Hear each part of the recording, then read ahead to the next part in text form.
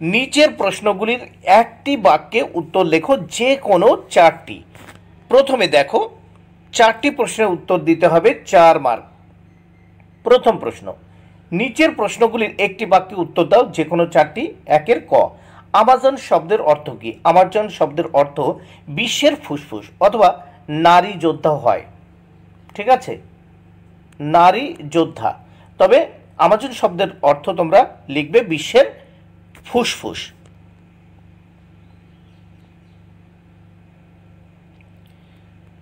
খ দাগে দেখে নেওয়া যাক, উবা কি দিয়ে ছবি আঁকায় খুব উস্তাদ ছিল? উত্তর, কাঠ কুটো।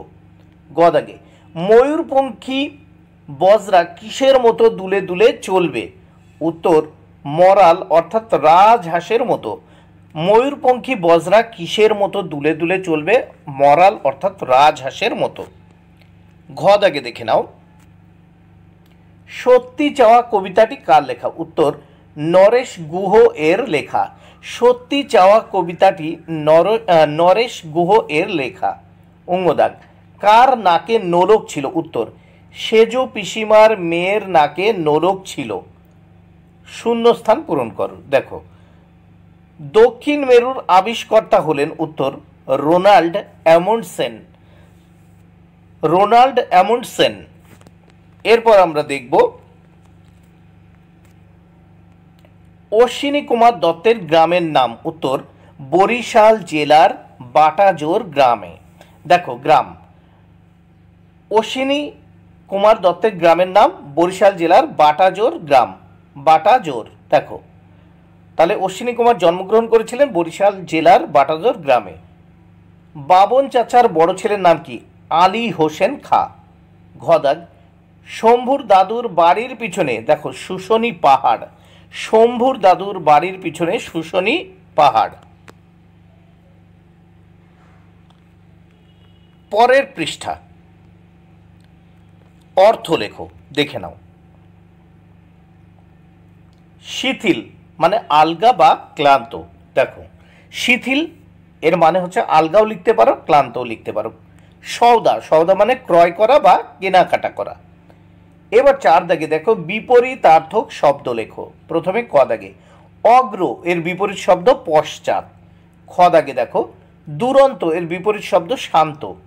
5 দাগে, সন্ধি বিচ্ছেদ করো। দেখো, দেশান্তর, দেশ যোগ অন্তর।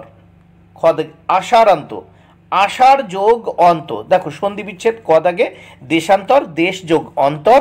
খ দাগে, আষাঢ়ান্ত, আষাঢ় যোগ অন্ত। এরপর দেখো, বাক্য রচনা।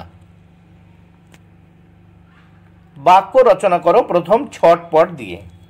তাহলে ছটপট দিয়ে কি বাক্য রচনা হবে? দেখো, ছেলেটি পায়ের যন্ত্রণায় ছটফট করছিল।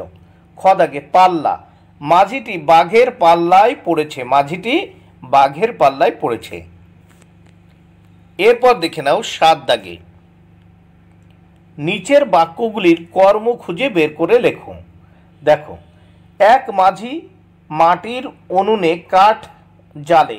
এখানে দেখো, কাঠ কিন্তু কর্ম, তাই এখানে দেখো কাঠ লিখে দিয়েছি। ঝোপড়া তাকে টিটকিরি দেয়। এই টিটকিরি হচ্ছে কর্ম, নিচে উত্তর লিখে দিয়েছি, টিটকিরি।